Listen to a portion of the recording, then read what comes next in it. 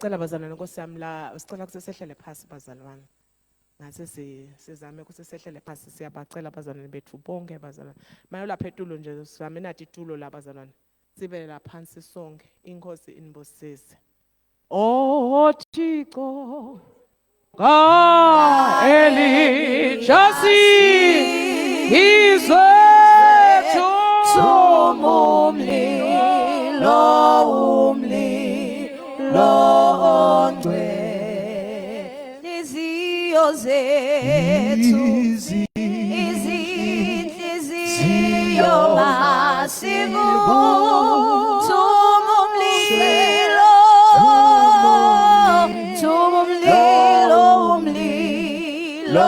ongcwele siyazibeka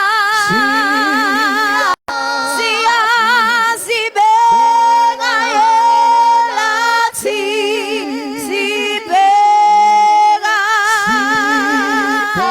sibeka umlilo ezulwini sihlanjulule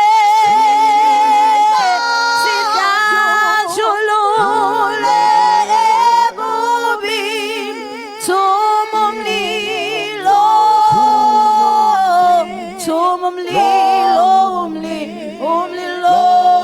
ongcwele thuma umlilo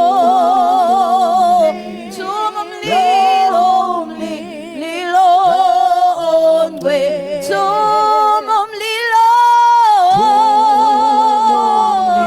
thuma umlilo ongcwele.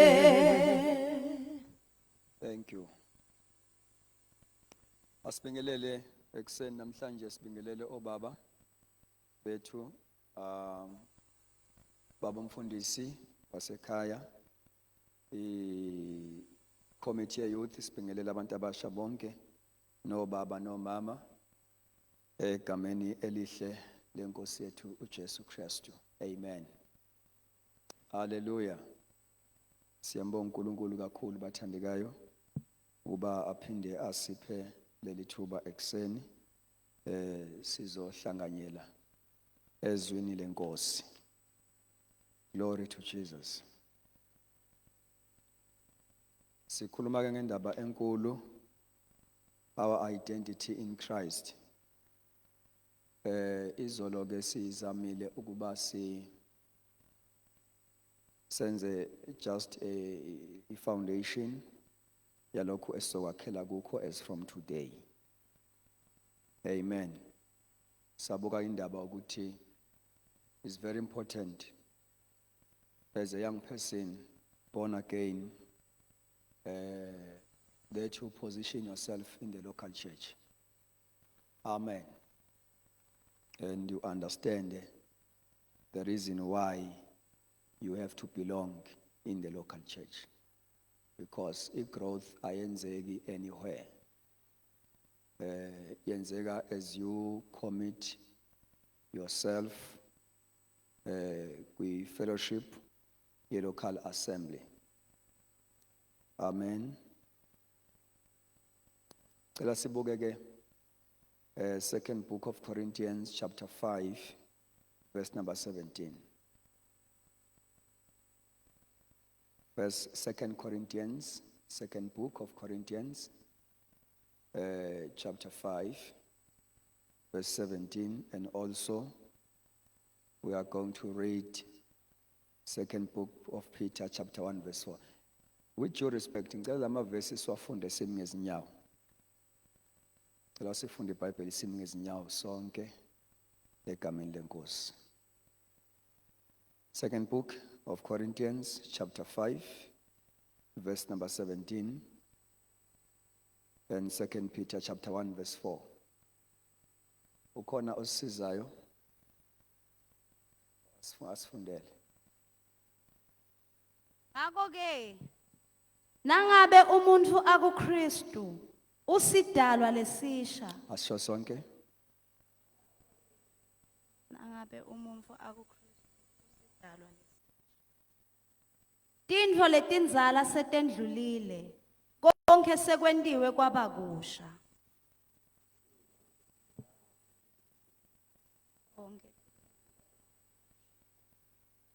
Second book of Peter chapter 1 verse number 4. Ngaleyo ndlela siphiwe tethembiso letiligugu naletikhulukati kuze kuthi ngato nibe nenhlanganyelo nesimo sebunkulunkulu niphunyule ekubhujisweni kwelive leselokheleke etinkanukweni. Okay, give them a chance. Read where there is a comma, wenze kanjalo, and where there is a full stop, wenze kanjalo. Just give them don't just read the whole scripture. Read half and then give them a chance to say after you. Ngaleyo ndlela siphiwe tethembiso letiligugu naletikhulukati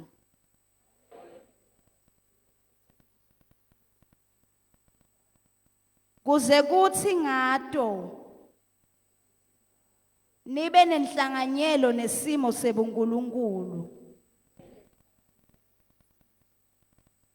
niphunyule ekubhujisweni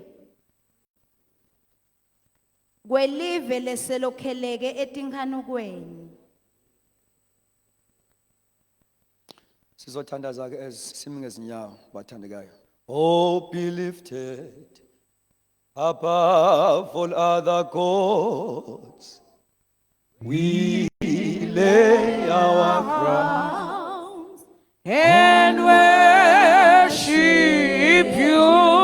be lifted Oh, be lifted above. above other gods. Yes, we We lay our crown crown and worship you. be lifted Oh, be lifted above.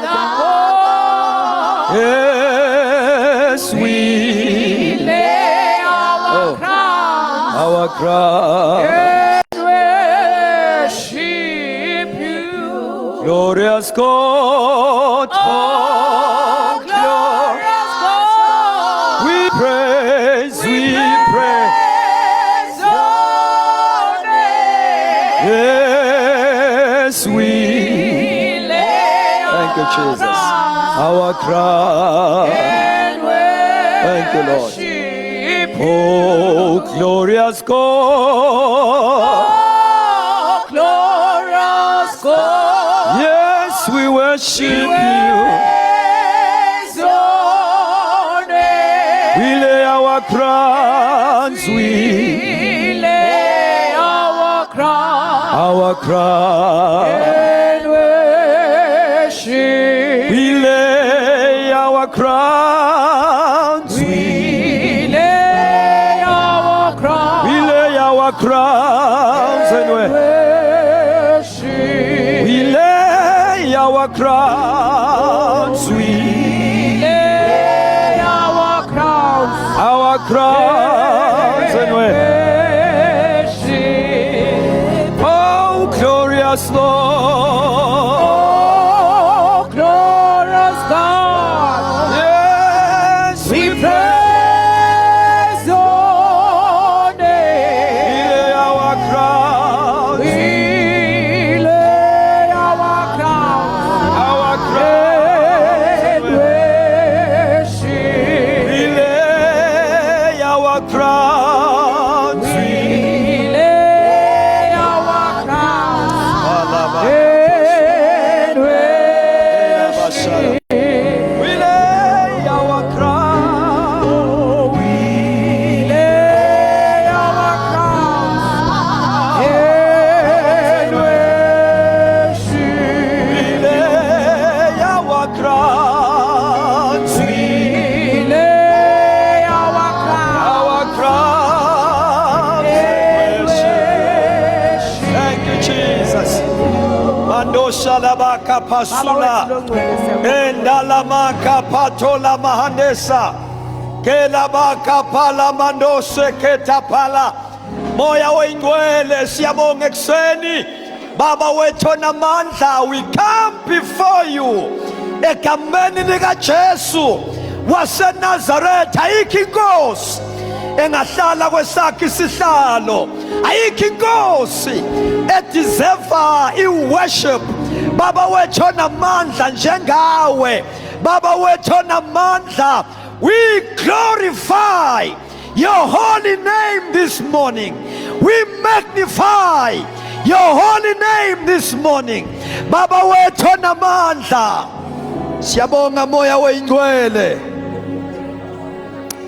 Ola mashanda la mahama sukapa keda bashada bahanda makapa sola bahala ikapatola ande shada bahaya ketapala ekapatola ande seketipala ula kapande sate kapala. Moya oyingcwele siyakudumisha, moya oyingcwele, we worship you this morning. Baba wethu onamandla, akekho onjengawe, akekho ongathatha yakhe indawo. Arise, my God, and let all your enemies be scattered. Gameni lika Jesu waseNazaretha. Oh, hallelujah. Oh, mandala bashaka pala kenda masoka pala eketa pala koda basande keta pala mando sekeilaba kolabada seketa pala nesuka pala.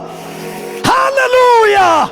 Siyabonga moya oyingcwele, we worship you egameni lika Jesu waseNazaretha. Siyabonga Baba, siyabonga nkulunkulu, siyabonga Nkosi yenkazimulo, mnikazi wempilo zethu.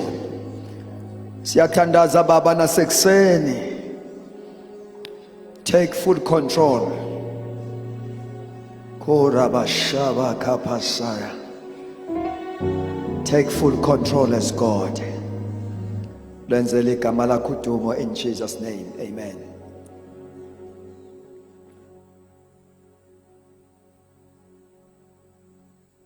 Now, last ngakhona uthi uPaul, therefore, if anyone is in Christ, anyone is in Christ, he is, not he will be, he is a new creation. He is. Once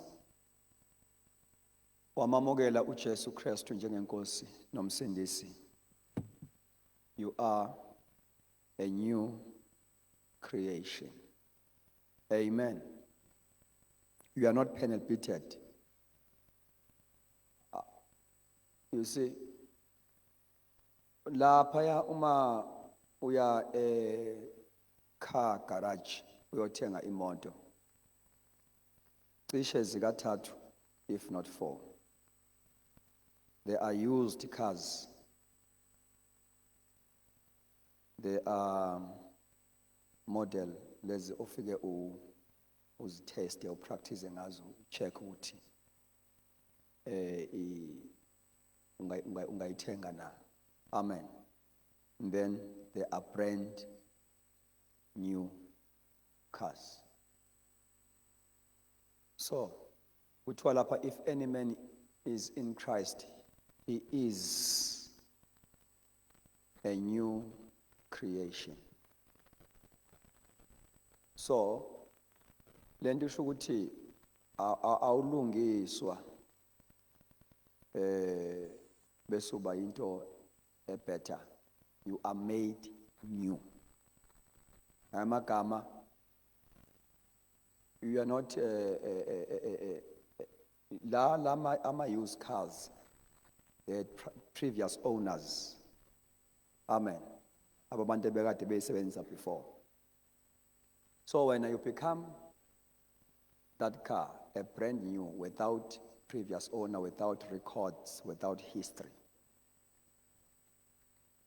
you have got no history, you have got no records. Wamukela nje uJesu kungcwatshwa konke okudala, and you become new. You are a new man. So, that is a very powerful identity you have in Christ. You are a new man. Lokho sokhuluma ngakho namhlanje. A new man. Alibonga igama lenkosi. So, noma ngabe kuthiwa uke wazenza ngokwasezulwini once wamukela nje uJesu wangena enhlizweni waba isidalwa esisha. Awusena record, awusena file. Amen. You begin a new life after receiving uJesu njengenkosi nomsindisi. So we're going to look at the power of a new man. Amen. The qualities, praise God, of this new man in Christ. You are a new man, a new creation. So fanele sibukeke noma singeke siqede konke ukuthi uma sikhuluma about a new creation sikhuluma ngani? Alibonga igama lenkosi. Isidalwa esisha lithini iBhayibheli about being a new man in Christ. Right? Therefore, if anyone is in Christ, if anyone is in Christ, ngoba igospel leka Jesu, it involves bonke abantu ababekade belunge ngokwemvelo, self-righteousness. Amen. Prostitutes. You may name yonke inhlobo yabantu abakhona emhlabeni nezona abazenzayo. But all these people, once they are in Christ, all of them, they become new men. Hallelujah. Hallelujah.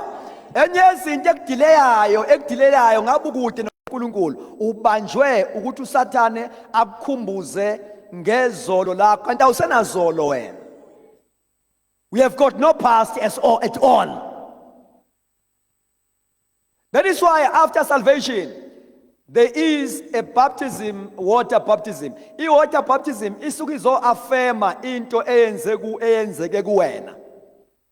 Ukuthi ngalenkathi uJesu efa esiphambanweni, you died with him. Hallelujah. You died with him. Ngalenkathi embelwa, you were buried with him. Hallelujah.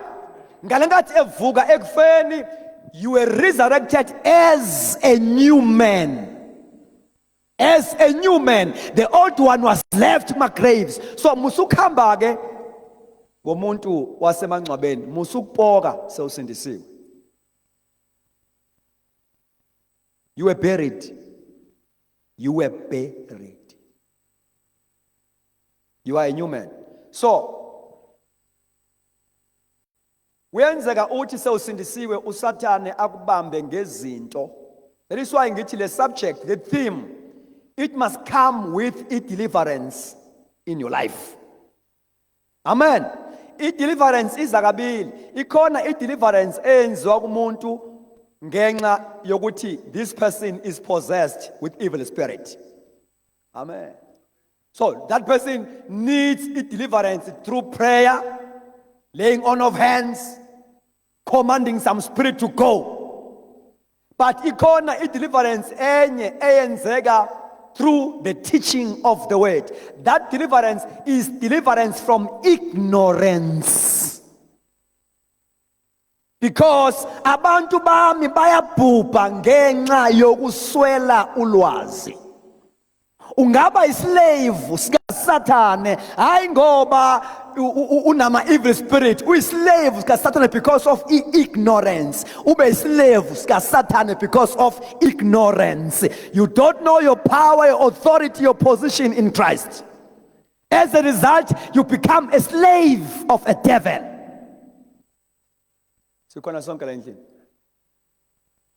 Now, let deliverance again kuluma is very important. As a through the teaching of the word of God. You are delivered from ignorance so that you may become free indeed.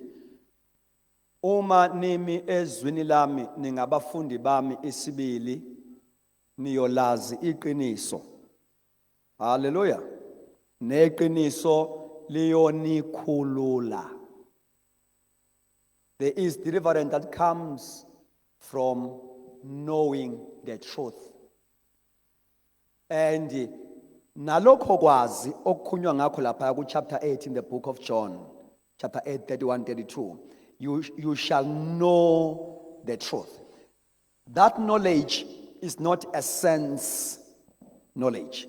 Akulolwazi ukwazi into ngengqondo, but it is a revelation knowledge, experiential knowledge. So, umazi uKristu in a way of experience. Amen. Amen. So,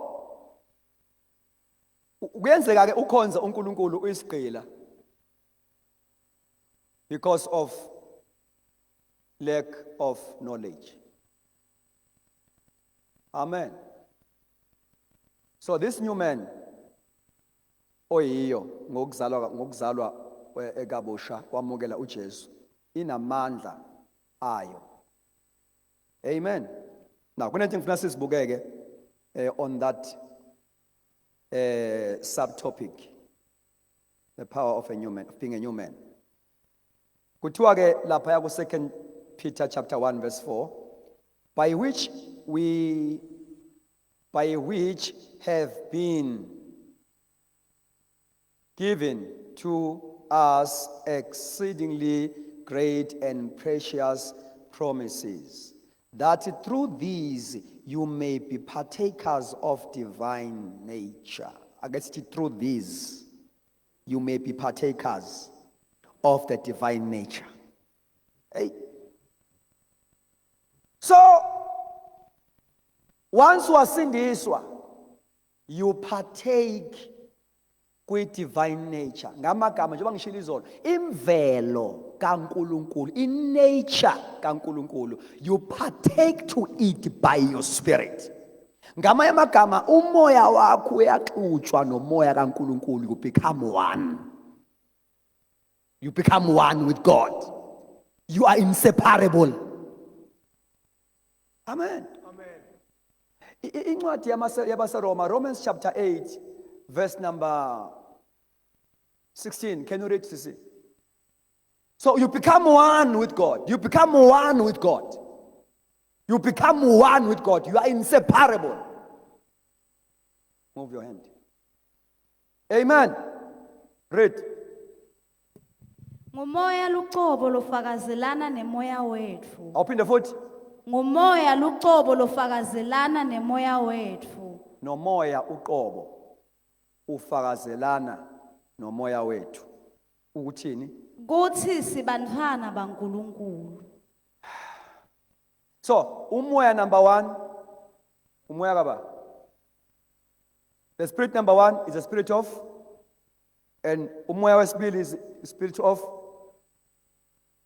Shunga magama ke mawulfunda ngeEnglish, there is the first spirit is with capital letter S, and the second one small letter s. Umoya kaNkulunkulu ufakazelana kanye nomoya wethu ukuthi singabantwana bakaNkulunkulu. So ngamanye amagama ngale nkathi wamukela uJesu usindiswa, the Spirit of God bears witness with your spirit that you are a child of God. Umoya oyingcwele gives assurance at your salvation ukuthi indeed as from now on you are a child of God. He witness. Amen. Yabona verse sesifunde uma abazali bevela lapho kufakaza siyikhothe wrong kanti ayisho lokho esuke esikusho. Ukuthi one ndodana nomfakazi besibiza abantu bezofakaza bengayimisele ngakufakaza. Sibakhothela iverse nalo eliverse silimisinterpret. Alisho lento esuke siyisho. Yabona lilapha ku 1 John chapter 5 wefundele ekhaya. Onendodana unobufakazi. Ngiyakhohlwa ukuthi verse bani noma verse number 17, 1 John chapter 5. I'm not sure if verse 17 or what. Onendodana unobufakazi. Akushiyo ukuthi uyafakaza verbally. No. Onendodana une-witness, une-assurance in his spirit. Once you receive Christ, once waba nendodana, you have assurance within yourself.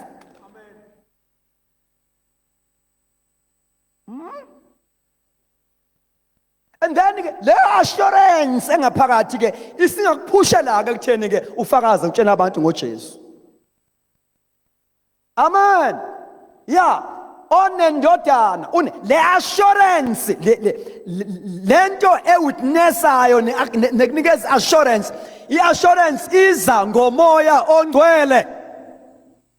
Iministry kamoya oyingcwele ekusindiseni kwakho is to give you assurance ukuthi indeed you are a child of God.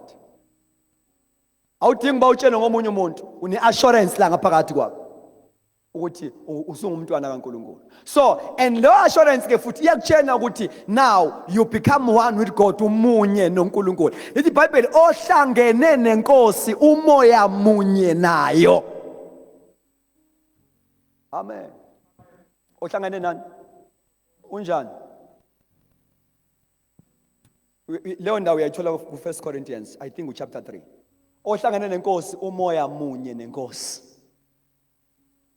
And that union obanayo nenkosi ayipheli.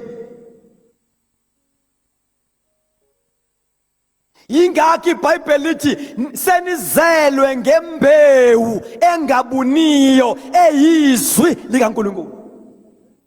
Uma kwenzeka uwa emseni, ukuwa emseni akedi ukuzalwa kwakho uNkulunkulu. Ake ngibuze nanku umbuzo. Ingane ezalwa yimina enegazi lami, because yonke ingane ekhona emhlabeni inegazi likayise, ayinalo likanini.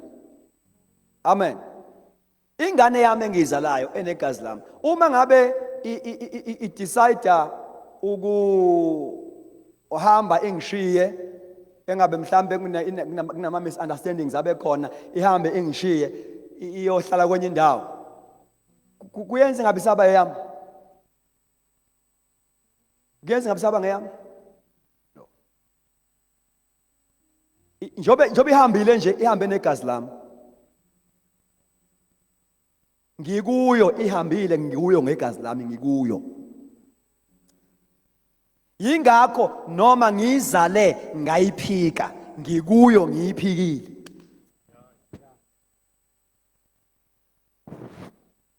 Kuzoyiwa lapha esibhedlela kothatha iDNA kubonakala ukuthi igazi liya corresponda, ngiyiphikile kodwa ngikuyo ngiyiphikile. So kuyenzeka uwe emseni kodwa uwa noJesu ekuwe. That is why uma ngabe usuzibuyisela enkosini, ngoba umuntu uzalwa kanye. Uzalwa kangaka umuntu? Awuzalwa uphinde uzalwe futhi. Uzalwa kanye. Njengoba uzalwa kanye ubaba wakho noma wakho, nasenkosini uzalwa kanye. Na uma uwa emseni,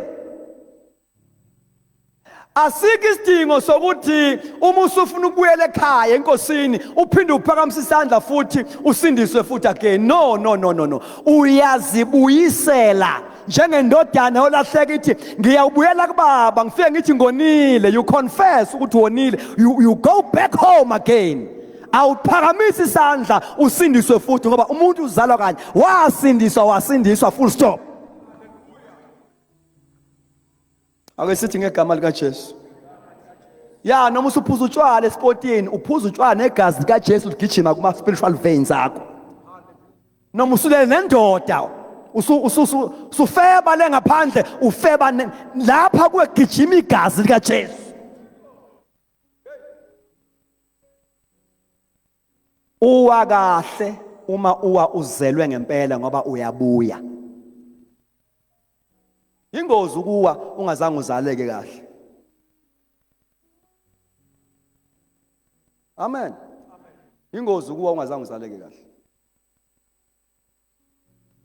Now, this new man has got authority.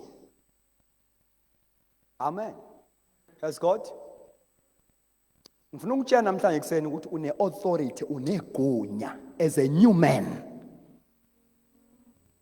This new man has authority. Because the new man oyiyo is supernatural. Ikhona bazalwane.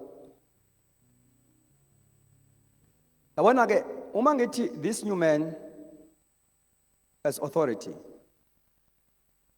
Uma ufunda iBhayibheli uzothola ukuthi since from uAdam until kuze kufike kuJesu, no man operated in power of God in total authority up until kuze kuqaliswe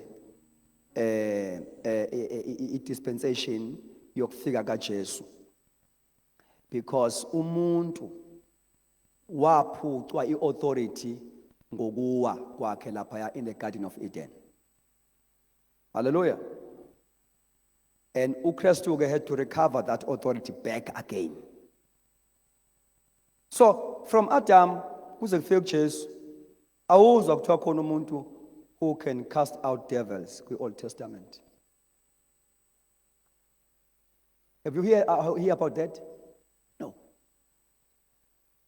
Because kune authority eyalahleka emntwini, kodwa uKristu wayibuyisela. So as a new man, yingakho uma kuqalwa ke kwi-New Testament usuzwa ke manje le authority sibuyile. Ordinary people can cast out devils, can heal the sick, can raise the dead. Amen. Ngoba i-authority ebikade ilahlekile ibuyisiwe lapha kuKristu. So this new man is a man with authority. Is a man with authority. Ingakho ke uJesu uma ngabe uyibambe lento yokuthi kusukela kuAdam until kuze kufike kuJesu, I've said no man had operated in the power of God in total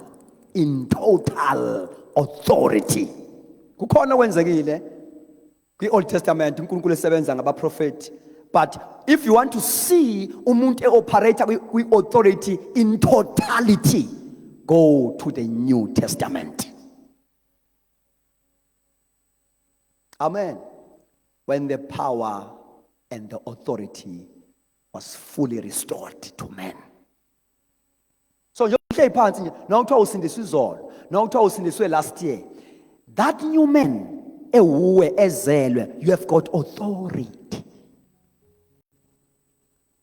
And this authority is delegated by Jesus to you. Uthe uJesu, all authority ngiphiwe amandla, all authority has been given unto me. Why is that? Therefore go. Not therefore usho ukuthi the authority ebenginawo sengiyayidelegate manje. Nginikeza abantu engibathumayo. Therefore go. And as you go with this authority. Son. That is very important. So, the believer's authority is given according to the territory. That's number one. The authority uNkulunkulu akunikeze yona, it is given according to territory. Number two, according to calling, your calling. Hallelujah. And your appointment. Uma uNkulunkulu ekunikeze authority, that authority has got something to do with ruling in the territory la uNkulunkulu akubeke khona. Kuyezwakala yini? Kuyezwakala bazalwane? Now, territory is a land. Whatever land uNkulunkulu akunikeze yona. It can be a land, a family. Amen.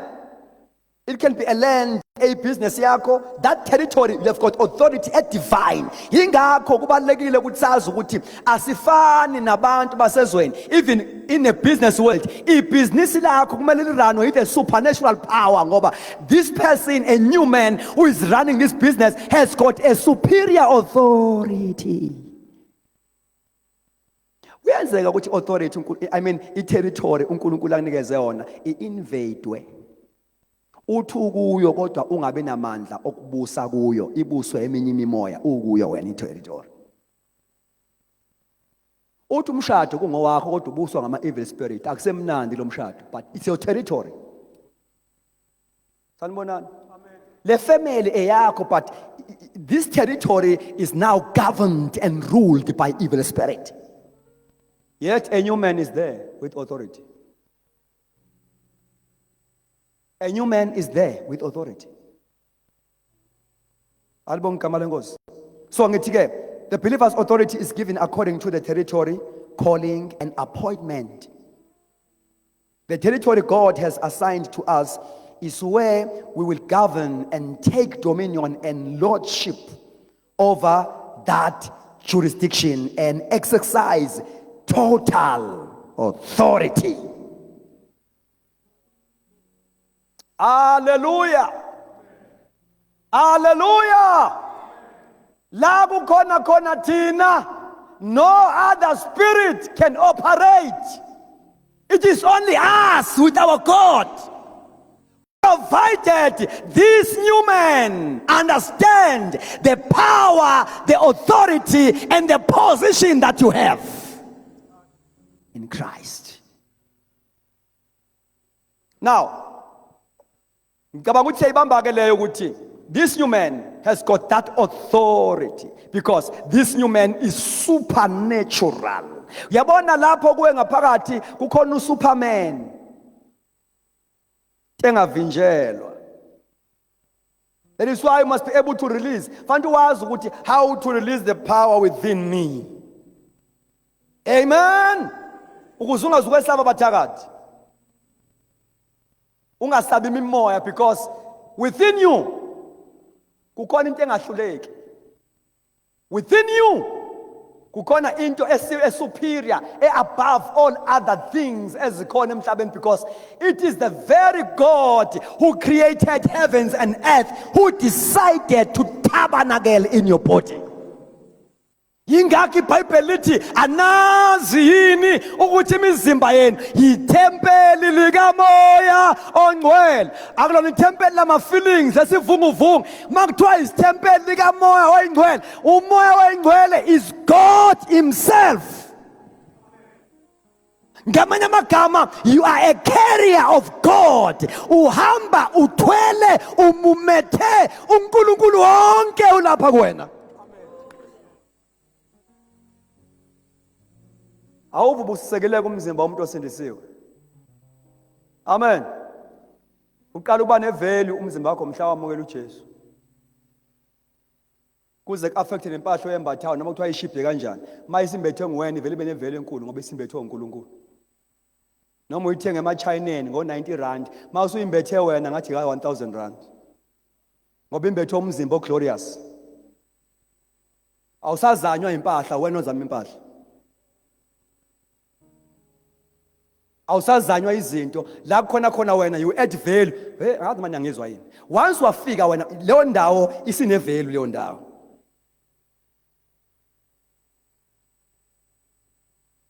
Angithi uyazi ukuthi iland kuyadependa ukuthi ikuphi. I-value yeland idetermine ukuthi leyo land ikuphi osuyithengile. Ukuthenga iland endaweni esemakhaya akufani nokuthenga iland endaweni esedrobheni. Amen. Iba nevalue ngokuthi ikuphi. So nathi lapho suke sikhona noma ngabe kuthiwa leyo ndawo leyo ibi valueless, ngepresence yakhe sine value leyo ndawo. Yingakho umuntu omusha usukuzehlisa after usuhambe noNkulunkulu wasindiswa, uma usushada uthatha umhedeni. Shada indoda engakholwa ebhema ugwayi. Uyazehlisa. The whole God. Ngame amagama wena angazi nithini lento. Ubabezala. Nithini babezala ngeSiswati? Ubabezala. Babedala. Umukhwe. Nithini umukhwe? Umkhwekazi.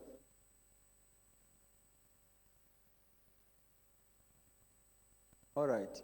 Konke ngifuna ukuyibuza ngenxa lento engiyibuzayo. Umuntu ongazindiswanga under ikingdom kaSathane. There are two kingdoms emhlabeni. Ayikho part nendawo.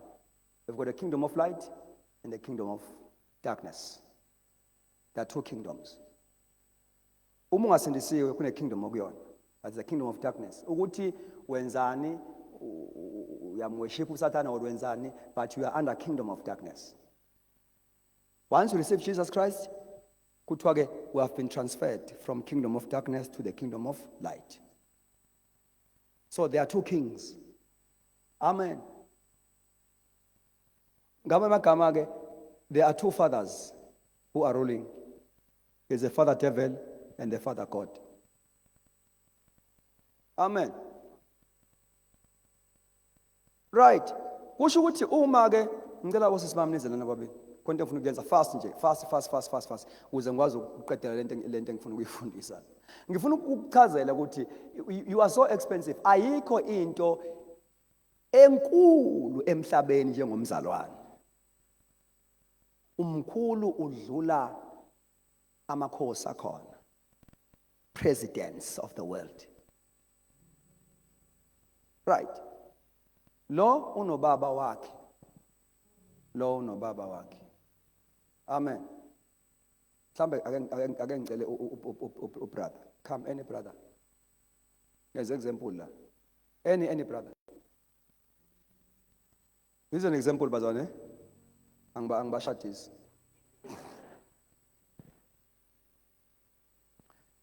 This brother usindisiwe ukhonza uJesu. This sister akasindiswanga and her father is devil.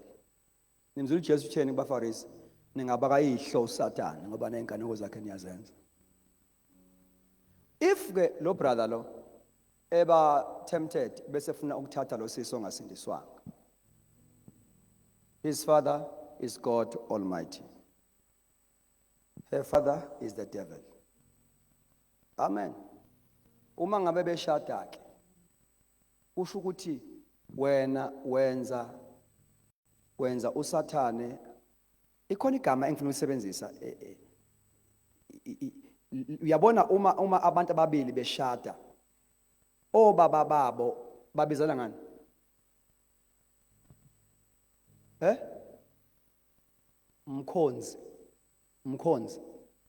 mkhoti kusho ukuthi ke wenza uSathane abe ngumkhonzi kaNkuluNkulu. Niyazwa ngithini? Uma umuntu omusha eshada nomunye umuntu ongasindiswanga wenza uSathane abe ngumkhonti kaNkuluNkulu. Akuvumelekile ukuthi umuntu omusha because this is a new man. And lo mshado lowo ukuze ulaste kufanele ukuthi lo osindisiwe acompromise amaqiniso okukholwa ukuze akwazi ukuhlala nomuntu ongasindiswanga. Otherwise lo mshado ngeke uzulast. Fanele bekhona compromise. Fanele ngoba once wathatha engabe mhlawumbe usisi uthatha ubrother ongasindiswanga, fanele azi lo sisi ukuthi as from a shada useyokhonza onkulunkulu balo brother. And fanele ukuthi ke ukuze lo mshado ukwazi ukusurvive athi iqiniso noma elazi alicompromise ukuze ahlale la emshadweni. Amen. Bantu abasha enye into ofanele niyazi ukuthi umshado is not the thing. Is not the blessing. Isibusiso esikhulu uba noJesu. Ungacabanga ukuthi uyoze ube hobusisiwe ngempela ngoba usunomzi wakho usithole umuntu ozokushada bese I am blessed indeed. You are blessed ngoba noNkulunkulu. There is no other blessing above that. And ukushada akukwenzi ufike la obuya khona. Umshado can just be an encouragement to continue with your journey ngoba i-destiny yakho ayipheleli emshadweni. Yezwakala abazalwane? Angifuni ukumosha isubject yami. Ngifuna ukukhanyisa lento ukuthi usuke uyimoshe kanjani. Sanibonani? Sanibonani? Yabo nje mina esiphezulu la ngisuke ngiphasalisha khona angibahlanganisa abantu abasha osindisiwe nongasindiswanga cha. Uma ngifika ubrother ethi ngoba phela uma efika kimi ngisho ukuthi usuke ethunyelwe uyosisi ukuthi la ngikhonza khona kufanele uye kumfundisi. Bese yafika ke. All right. Fanele ngimbuze kuqala eseshila ukuthi ngibona intombazane la ebandleni lakho ngayithanda ngifuna ukuyishada. Right. Ngiyakubona lokho ku right kakhulu. Who are you? Are you born again? Ukhonza phi usindisiwe na? If not, awusindiswanga, then kulungile awume kancane hold bese ngifunela lo sisi. Kuno brother la ofikile. Uthi uyakudinga ufuna ukushada kodwa manje akazindiswanga. Are you ready to meet with him? Mighty yes. Bese ngithi ke try to organize yourself anywhere. Don't come to me because ngihlanganisa abantu abasindisiwe nabasindisiwe. If at yes I'm ready sengimtshelile ukuthi akazindiswanga bese ngithi ke kuyena ke please organize yourself. Mina ngihlanganisa umsindiswa nomsindiswa. Finish. Ningawubona ne-restaurant niqomane khona uma niqeda ukuqomana hambani niye ama-families ubhuti akahamba yena abangalifaki ibandla abakusebenze nama-families abo bobabili baze boshada bangalithumela nje ke phela ikhadi ke ukuze ebandleni kwazize ukuthi awuseyashada usibani bani alibonke igama lenkosi ya kodwa asizukubaphakamisa la asizuku-announce into yabo lapha eyale ngoba ayihambanga nge-order yasekhaya.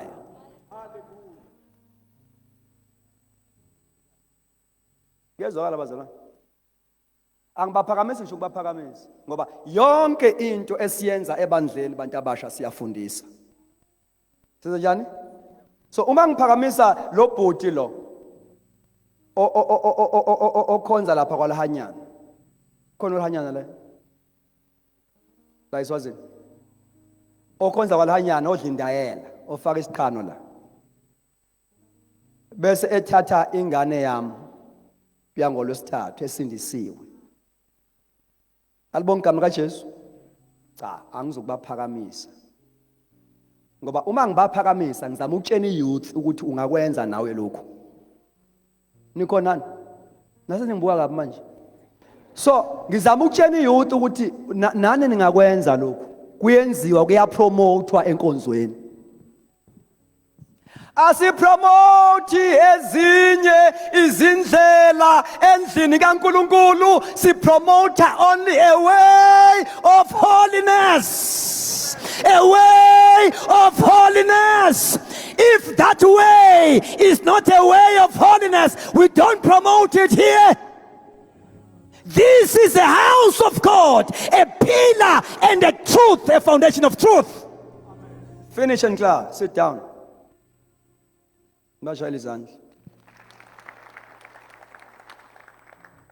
Yeah.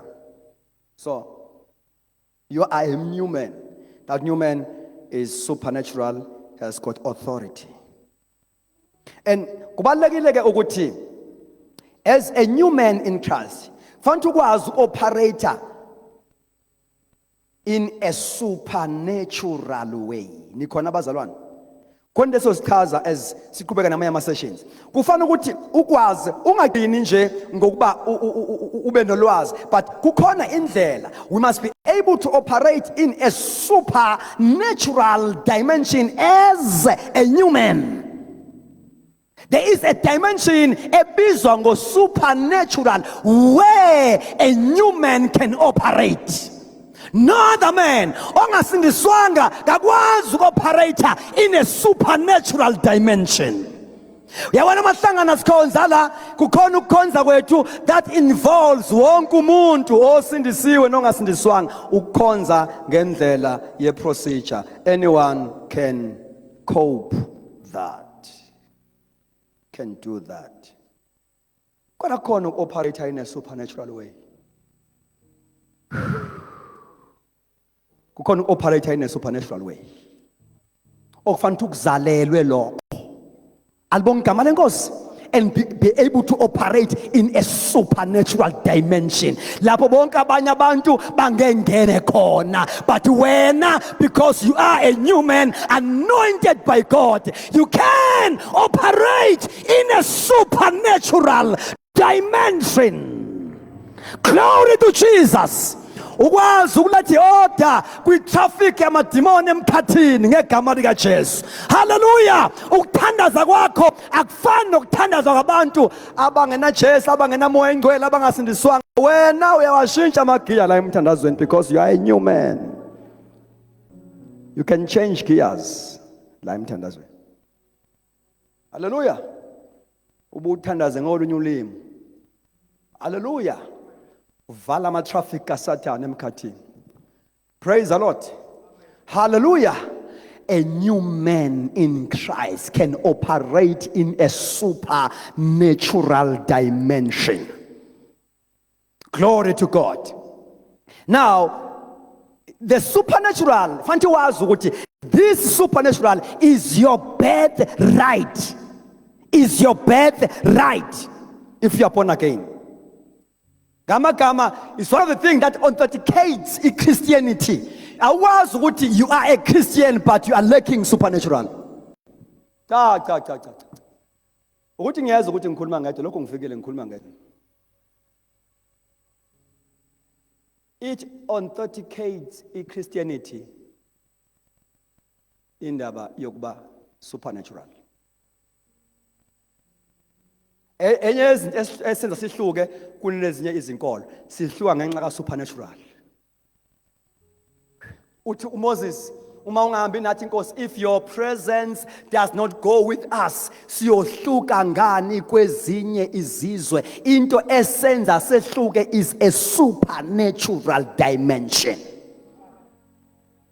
Umbuzo ke uthi, what does it take to operate in that realm that I've been born into? Amen. What does it take to function in that capacity? Glory to God. Ngoba ungasindiswa and become a new man, yet ungafinyeleli ekutheni uthi operate in that capacity of a supernatural. You see, uma ufunda incwadi yokuqala abaseKorinte chapter 12 verse 10, lapho kulistwa ama-gift kamoya.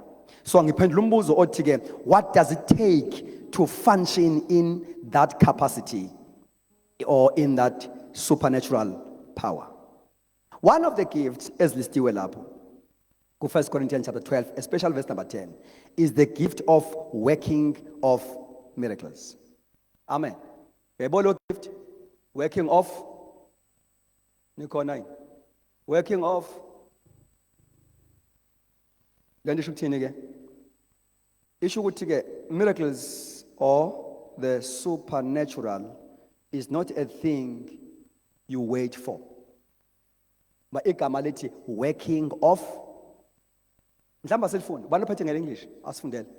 1 Corinthians 12 verse 10. Read it first. 1 Corinthians 12 verse number 10. Read in English, noma ngabe New King James, noma ngabe NIV.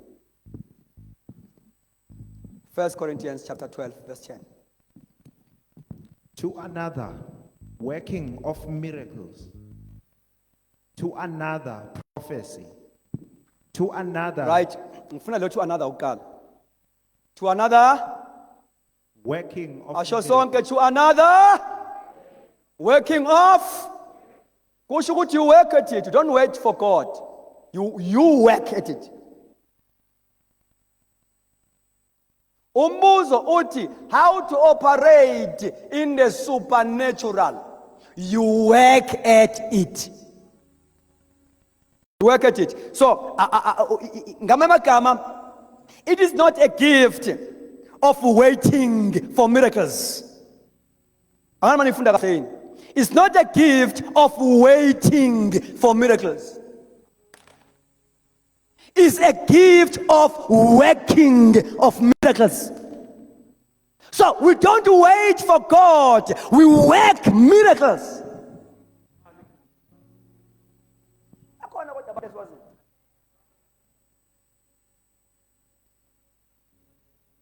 It's not a gift of waiting for miracles. It's a gift of working of miracles. You work miracles. You don't wait for it. Or you don't wait for God to do it. You work it because you do have that ability within yourself. As a new man in Christ, you can work miracles. Say it one more time. As a new man, as a born again person, as the one who partake to divine nature, you can work miracles. Kukuwe ukusebenza imimangaliso kukuwe. And it's not a sign of maturity. It's a privilege. Yokuzalwa uNkulunkulu. Ungacabanga ukuthi abantu who are working miracles, abasukumisa ishosha, abavula impumputhe is a maturity. No. They work miracles. They work miracles. Amen. The supernatural is worked at. It is worked at. Now again, what does it take to work the supernatural? Number one, you must believe. You must kholwa. Uyabona nje simbambezela uNkulunkulu bazalwane. Isizini esikuyona isizini yodlame luka moya oyingcwele ngebandla kwi kingdom of darkness. Funa ngabe khona chaos kwi kingdom of darkness ekhozwa ibandla. Now ibandla has delayed God ngokusonta ngokucawa. Uyabona nje lezi zinto uNkulunkulu azifakayo la yizinto okumele ngabe siya drillwa ngazo ever since sasindiswa. I believe ukuthi nengane ka 13 years esindisiwe born again must work miracles. Asikwazi overtake umbuso kaSathane. Athatha ingane ka 13 years ayenze beyisangoma ikhuluma indaba ezinkulu zobumnyama bese ukuthi ama teenagers ethu alale ozele enze yonke lento. Abantwana bobumnyama bahlakaniphile kunabantwana bokukhanya. I believe bazalwane, I believe with all my heart. I believe ukuthi lapha phansi kuhlela abagcotshwa bakaNkulunkulu. Uma usindisiwe, you are an anointed one of God. I believe ukuthi the hand of the Lord is upon you. I believe that you can work miracles. Nothing can stand before the supernatural power that is within yourself. Nothing. I say nothing. Even HIV, lela egazini lakho, once you learn to activate the supernatural, I believe ukuthi izifo must melt. Yes, they must melt. They must melt. Hallelujah. Ngeke sikhonze makaposha, ngeke sikhonze nabantu abachronic, nabantu abakwi medication for many years sibandla lamandla. It is impossible. It is impossible. If we are a church of power where miracles are taking place, no chronic people can last here. No. I say no. No. Webazalwane, asithathe into eseBhayibhelini siyenze ibe practical, ibe literal. This is a house of power. This is a house of power. La sizobona khona namantombazana khona ebeka izandla kwabagulayo bephila. You know, the gift of healing does not work hand in hand with medication kadokotela. Ipanado iyayithiba i-headache pain. Ibuye ivuke futhi. Kodwa i-gift of healing iyayiqeda nya. Yeah.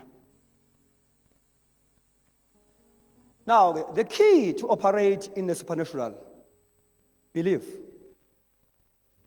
Say after me.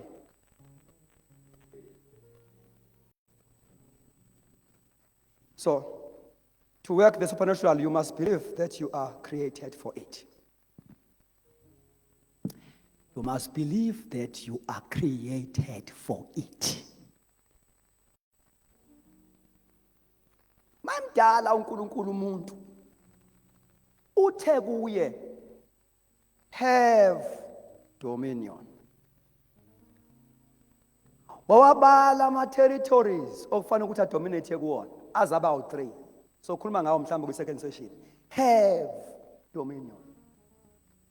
Wamnikeza i-authority even to govern a kingdom of animals. You see, i-authority ebinikezwe umuntu was superior. No other creature ebinikezwe i-authority enikeza umuntu.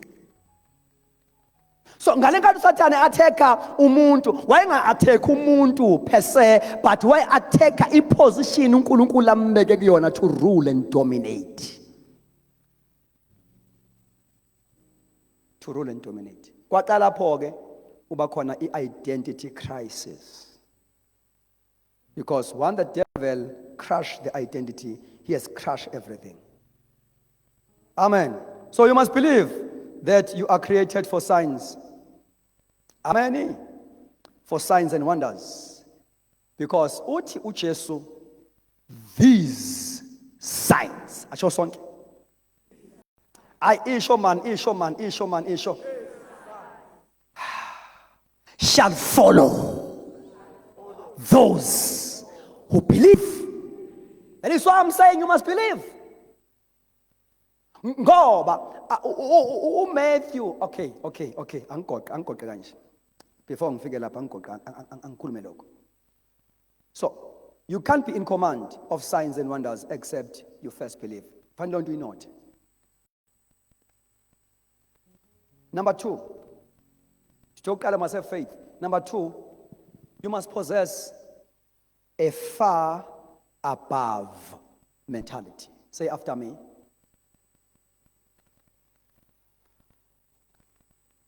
Sikuthatha phi lokho? Uzofunda mina wena uzobhala phansi Ephesians 2 verse 6. Uthi Ephesians 2 verse 6.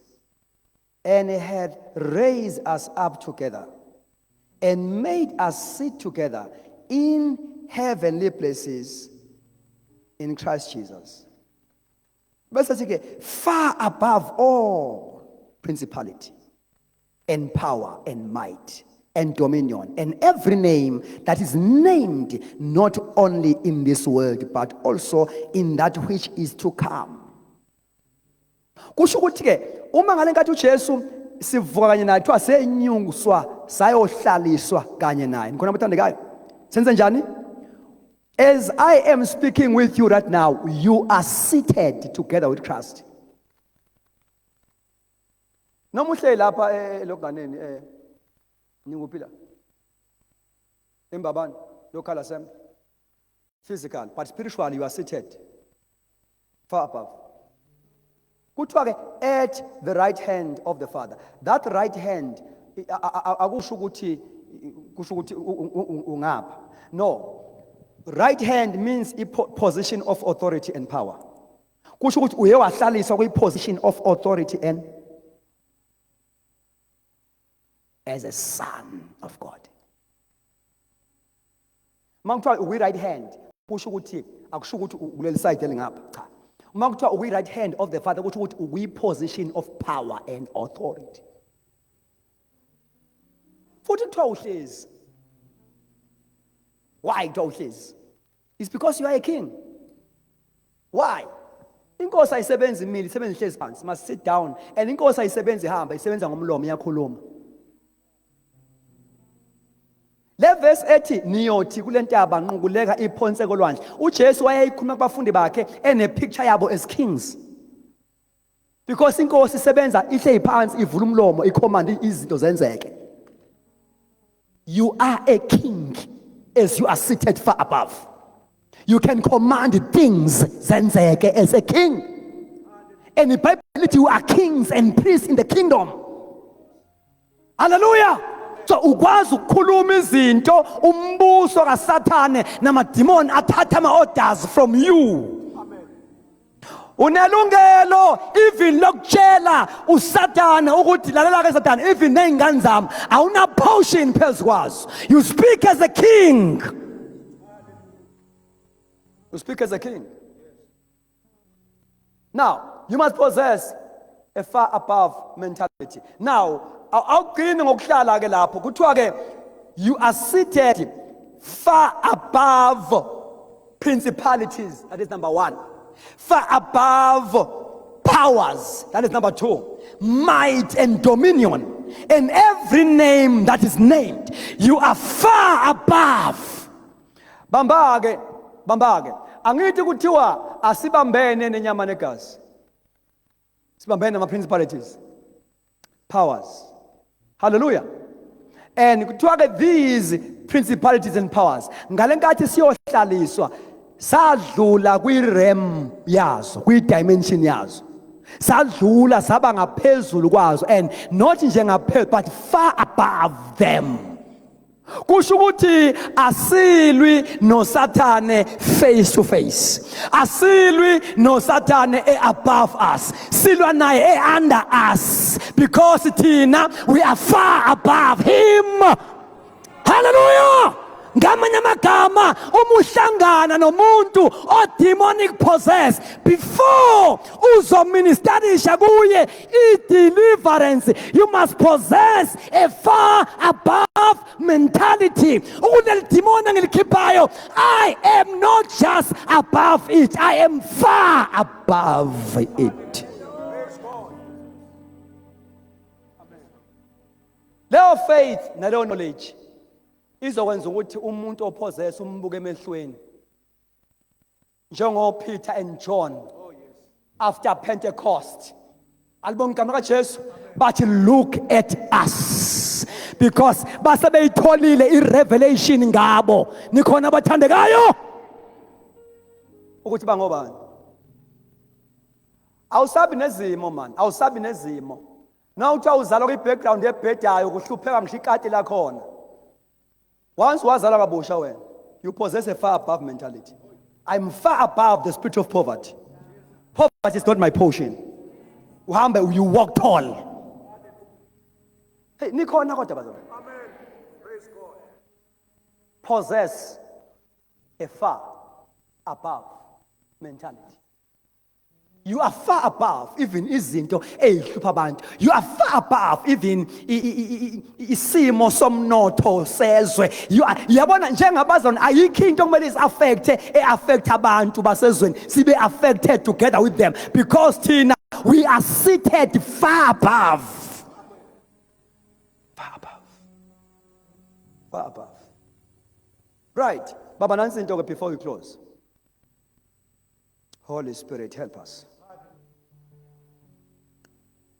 Maqhubeka lapha especially chapter 1 Ephesians 21 verse 22, chapter 1 Ephesians 21:22. Uthi, and had put all things under his feet and gave him him to be the head over all things of the church, to the church. Okay, wamenza waba inhloko phezu kwakho konke ekulo ibandla uKristu lo. Headship kaKristu is exercised through the body, the church. Amen. And inyawo azikho ekhanda, inyawo isemzimbeni. Uma kuthiwa kubeka konke phansi ngenyawo zakhe, kusho ukuthi yonke into ibe ngaphansi kwezinyawo zebandla. So you are far above wicked spirit in high places. Noma ngabe kuthiwa uSathane usazokhipha amanye amademoni amasha, you are still far above those demons. Far above mentality is a powerful qualifier for operating effectively in the supernatural. I will mention, just 5 supernatural signs uJesu azithembise bonke abakholwayo. Bonke abakholwayo. Amen. Because this new man, sithe, une potential to operate in the supernatural. Hallelujah. And in order for you to operate in the supernatural, you must believe. And futhi uthi ukholwa nje wazi ukuthi ama miracles lawa, you don't wait for it, you work at it. Because you were created to operate in the supernatural. Now, there are 5 supernatural signs uNkulunkulu awathembise those who believe. Uyawathola kuMark chapter 16 verse 17 to 18. Amen. And kuthiwa ke lama signs awabo bonke abakholwayo ngamagama ayi-roll ayini? Khuluma nama yini? Ayi-roll ayini? Yabo bonke abantu abakholwayo. Kusho ukuthi uma ukholwa, it's your role. Amen. To perform these 5 supernatural signs. Eyokuqala kuthiwa they will cast out demons. Umbuzo othi, have you? Bonke abakholwayo ayabefundisi, they will cast out demons. Izandla zakho nevoice yakho ilovile lokhu wasindiswa. We have never utilized it as instrument in the kingdom of God. So they will cast out demons. Uma kwenzeka bekho umuntu ogulayo lapha ya emsebenzini la usebenza khona. Uma usuyibambile lento ka new man, because it's all about your identity in Christ. Ka new man amandla akhe. Once engabe ukwa education usesikoleni, ingane iyawa, ibanjwa ngamademoni yawa, you don't take a phone ufonele umfundisi wakho. You work the miracle. Because these signs shall follow pastors, shall follow prophets and apostles. Those who believe. It's your role as a born-again believer. You cast out devils. Amen.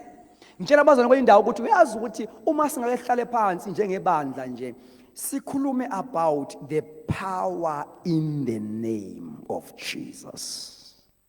Sikhulume ngamandla asegameni likaJesu. Siwafundise for the whole month amandla asegameni likaJesu nokuthi how to use the name of Jesus.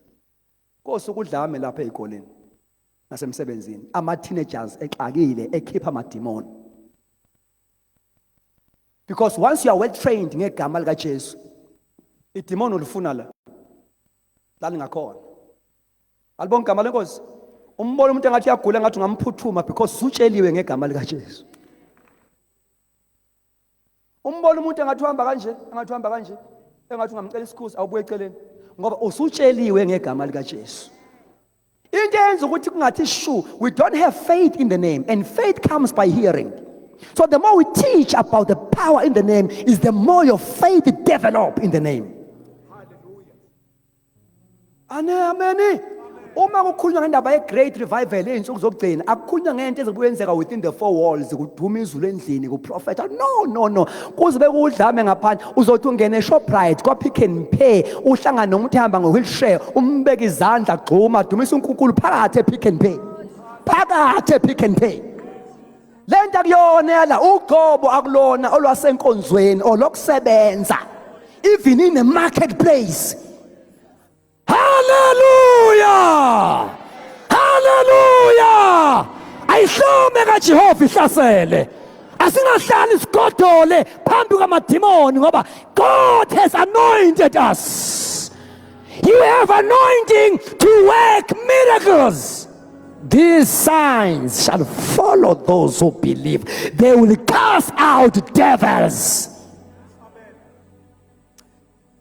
Lo mntwana ka-anti wakho ophethwe umoya obungoma phuma la namhlanje uyokhuza idemon phezu kwakhe. Ngegama likaJesu. Hallelujah!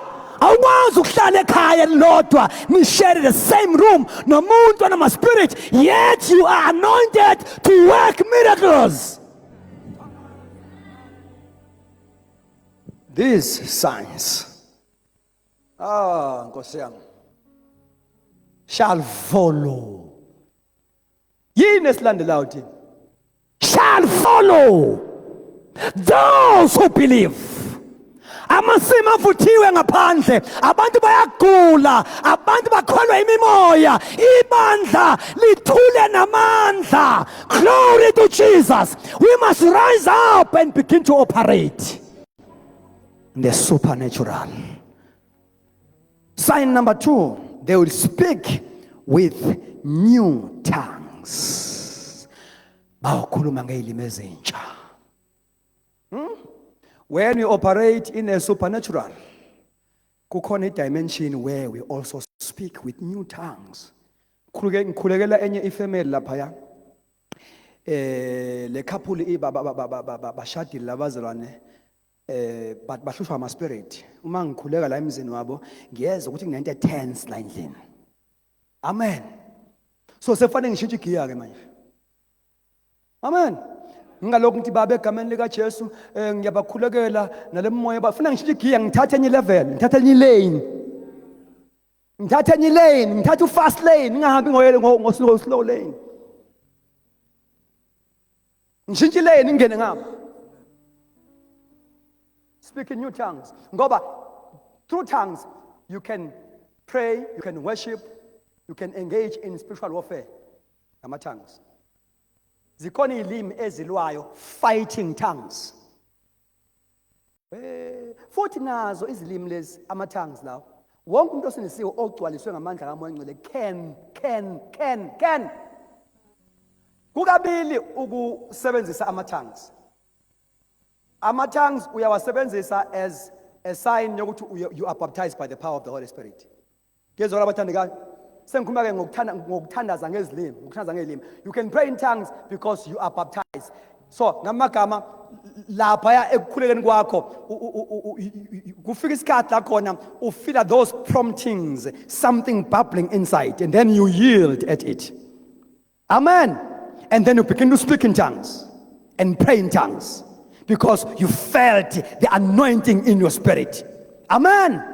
Bese bakhona iarea yesibili yokuthandaza ngezilimi engamele ukuthi ulinde ama promptings. Niyangizwa ngithini? You pray also in tongues at your will. Turn at my will. Say it on again. How? Uthi uPaul, I will pray with my mind, and also I will also pray in the spirit. I will. So ngamagama, you can pray at your will. You don't wait for promptings, but at your will, you begin to burst in tongues. So isayini esibili, they will speak with new tongues. Esithathu, they will take up serpents. Amen. They will take up serpents. Serpent, eBhayibhelini, is a symbol of evil spirit, demons. Praise God. Kusho ukuthi nothing will attack you successfully. uPaul lento uyipracticile ivelile mabefika eMelita ebuya ukuyotheza inkuni, mayebuya ufika la kune sports khona somlilo. All along akabona ukuthi lezi inkuni ayithwele zinenyoka phakathi. Up until azafike kwisport esinomlilo, yaqala yavela inyoka. Mayivela inyoka yamluma isandla, kwathuka abantu ukuthi uma imluma isandla, but it's like nothing has happened. Amen. So kuyenzeka si-attackeke, but i-attack kaSathane ayibi successful when we walk in the supernatural. You may be attacked, but that attack from the enemy will never be successful. ngoba une bulletproof anointing. Yawona amasotsha mayohlasela ane bulletproof. Noma ngadubula ibullet futhi yafika ishaya iqatha ke phansi. Injalo attack kaSathane because siphende siphile sinikeze ne shield of faith to quench all the fiery darts of the devil. They shall take up serpents. Ingakho uJesu usithembile wathi hambani nenze izizwe zonke. Ngamagama sithenjiwe uNkulunkulu ukuthi we can invade any territory. Nalapho kuthiwa kungenwa khona abantu who are operating in a supernatural bayangena kuma territories are dangerous. Mawufunda history ngama revivals kaBabubhengu uzothola ukuthi bekuba khona indawo ngesikhathi sodlame ezazi ngo no go area afike angene yena khona amise itende lika back to God kusindiswa abantu baphenduke balethe iCalvary balethe ibham balethe yonke into angene kwi territory dangerous amsitende because he was operating in a supernatural. Kukhona area ne realm aya operate kuyona where he was able to suffocate the devils. Sign number 4. And if they drink any deadly thing or anything deadly, it will by no means hurt them. If they eat, asho sonke any deadly thing. Kusho ukuthi eating you will eat. Eating you will eat. Uzowudla poison. Kodwa na into egarantiwe, it will never harm you. Eating you will eat. Nasebusuku lele ebusuku usathana akatheke ngama dreams abhedayo uphuphudla izinto uvuke ekseni uzwe ukuthi this thing is like it's real, but quote the verse even if. Even if, don't allow usathana kwenze ukholwe iphupho at the expense of ukholwa izwi ngaphezulu kwephupho. Into ekulimazile ukholwe izinto ezenzeke kuwena wayeke ukholwa izwi. So uma uzokholwa iphupho uthi iyenzeke ngempela lento nakho ngiyayizwa, I can feel it. Uvuke ekseni uzitshela abantu negative report because you can feel it. Ukhohle ukuthi iBhayibheli nalo liyakhuluma ngaphi iBhayibheli. Lithi iBhayibheli if they drink any deadly it will by no means. Cha ngikhuluma nawe nje uyagula as I'm speaking with you. Waphupha udla izinto ongazazi wa affecteka as from there. But namhlanje before we close there is a demonstration of power ezowenzeka. God is going to heal all disease. No sickness ezophuma la endlini namhlanje. Ungangena ugula but namhlanje ekseni as you are listening to this message isifo esemzimbeni siseva in notice. Kona bangalala ebusuku lapha phakathi kwenu. Abaphupha kabi banama spiritual attack. Abanye akusathandazeka even ukuthandazeka bayithanda inkosi basindisiwe but they are fighting some spirit. Glory to Jesus. But glory, amandla, umlilo, umoya ingcwele isiyethu to deliver those people, not tomorrow, today and now. Ngabe uJesu kafikanga. Ufikile uJesu. Alibonke igama lenkosi. Wena uthe mayifika wayichitha wonke umsebenzi kaSathane. And that was his main reason. He came ukuthi achithe yonke umsebenzi kaSathane. The last one, they will lay hands on the sick and they will recover. Izandla zakho zithaphuka ugcobo. Amen. They will kukhona ukubeka izandla kwabagulayo ngenxa yegift ku special lokho. Bese bakhona ukubeka izandla phezu kwabagulayo because of irole yabo bonke abakholwayo. Alibonke igama likaJesu. La enkosini kukhona la singena khona sonke, kukhona lapho esispecialize khona. La angikhulumi ngezinto esispecialize ngazo, ngikhuluma ngezinto eziyifa eziyipotion yabo bonke abantu abakholwayo. They shall lay hands upon the sick Magula umuntu ekhaya. Before bamse clinic uthi mletheni la. Mletheni la. Beka izandla. You must become a minister at home. Nikhona abathandekayo. Become a minister. Lay hands upon the sick because you have been born again and ability namandla ok exercise ama ministry clinically alapha ayilapha kwena. Awuzukuyicela ikuwe must exercise it. Namhlanje kuseni sasithandaza abathandekayo. Asiceli lutho kuNkulunkulu. Kuyezwakala abathandekayo. Asiceli lutho, sizobonga, si embrace by faith, sikale siyo exercise. Ayikho into esoyicela ngoba sinayo. We have it. Lezibonakaliso ziyabalandela abakholwayo ngegama lami babeka izandla abagulayo baphile. They will recover, ngeke babe ngcono, bayophila. Simene ngezinyawo sithandaze. Kola bashanda. Labakapaso. Ngegama lika Jesu. Ngegama lika Jesu. Ngegama lika Jesu. Ngegama lika Jesu. Akamoya also survivor in the presence of God. The name of Jesus. A common spirit, no angels of darkness can survive in the presence of God. Malabaka pasor. Kedaba sukapai. Elamako. Umungavala amehlo uphakamisa izandla ukholwe kanye nami namhlanje. Egameni lika Jesu waseNazaretha. Hallelujah. Hallelujah. Hallelujah.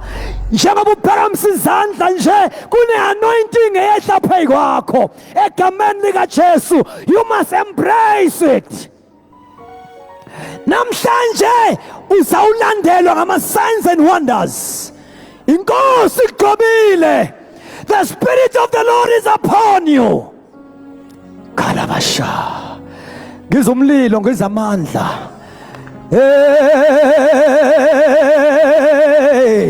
Umoya oyingcwele uyayishomisa ngegama lika Jesu. Abezwayo bayathatha. Yes, bayathatha. Shaka pakatoka labahanda. Ekatapala mosa. It doesn't matter ungowesifazane, it doesn't matter umntomusha, but God is more than ready to use you.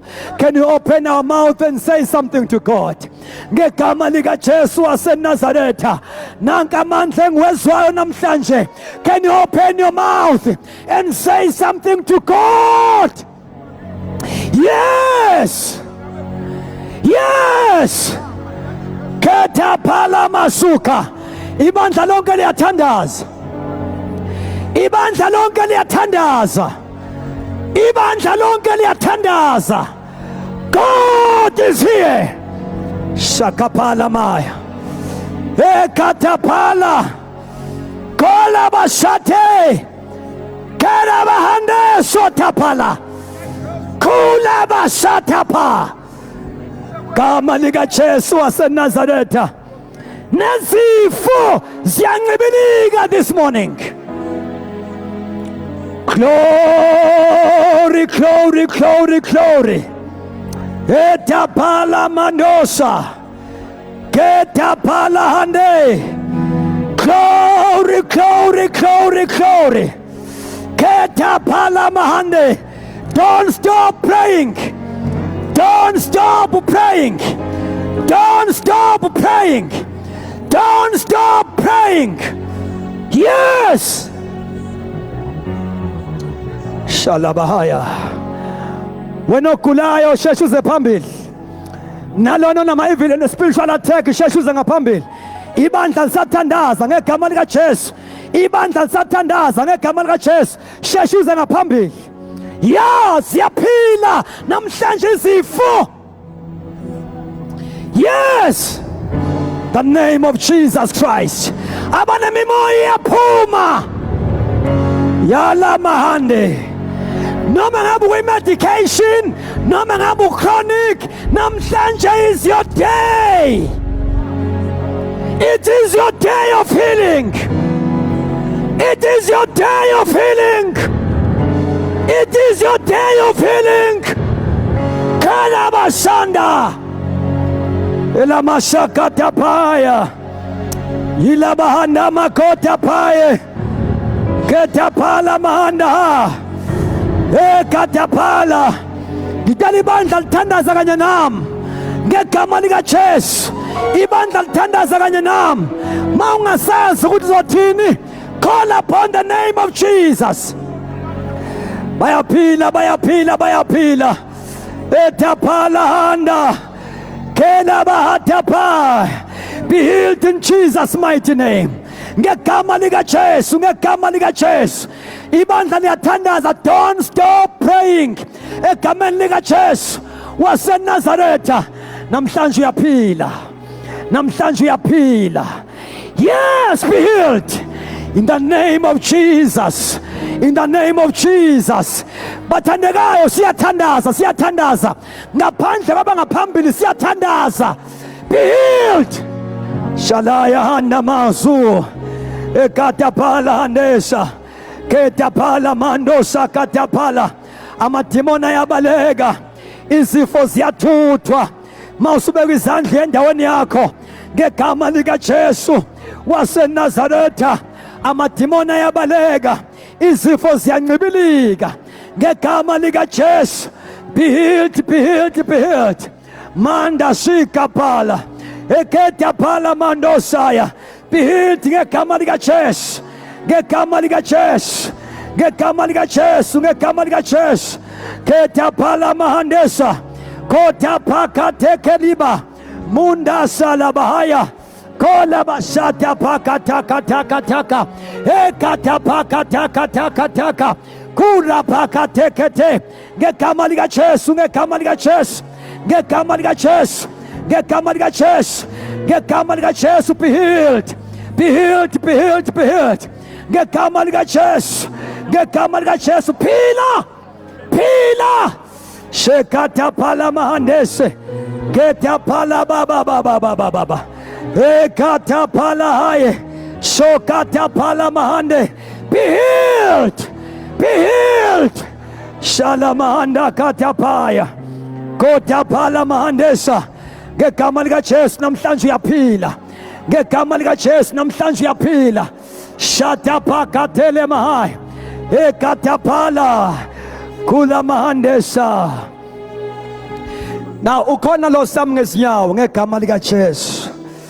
Shakapakatapakala. Korabakashakatapakata. Sisami ngezinyawo zethu.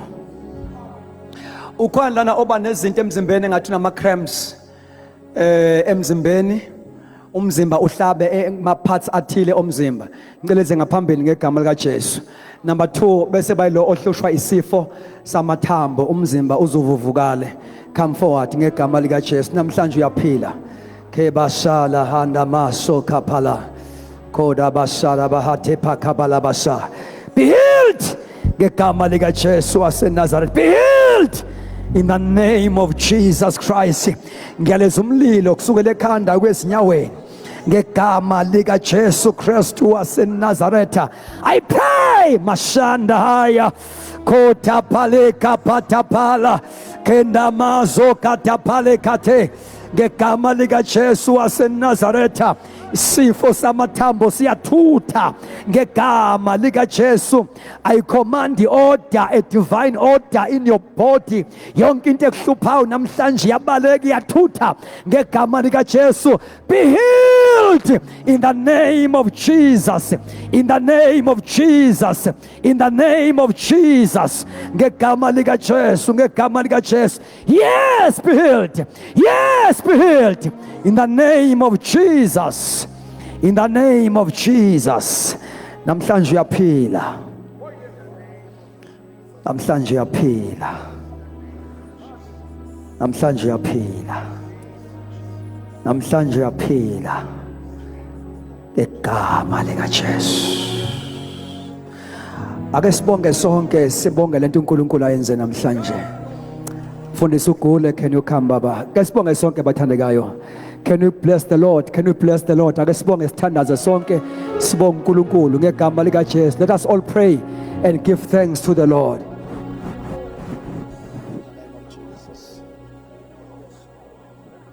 Yes, Lord. Siyabonga babewethu longcwele. Siyabonga babewethu losithandzako. Asifani nekufika kwethu manje.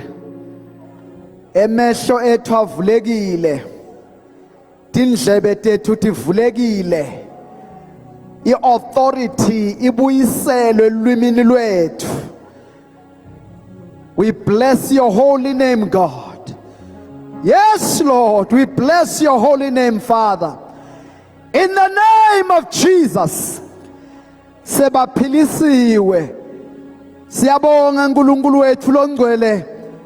Siyabonga uNkulunkulu ukufakazela livi lakho. Kude lotawuphuma kulomnyango agula. Bonke sebaphilisiwe. Lamandla langumlilo akushisile kufe emtimbeni. Akushisile kufa emathanjeni, akushisile kufa etibilingini. In the name of Jesus, Baba siyabonga. Yes, Lord. Hallelujah. Siyamukela Nkosi kupheleliswa. Busisa inceku yakho uyifihle uyifukamele. Busise libandla ulilondolote for your glory. In Jesus' mighty name. Amen.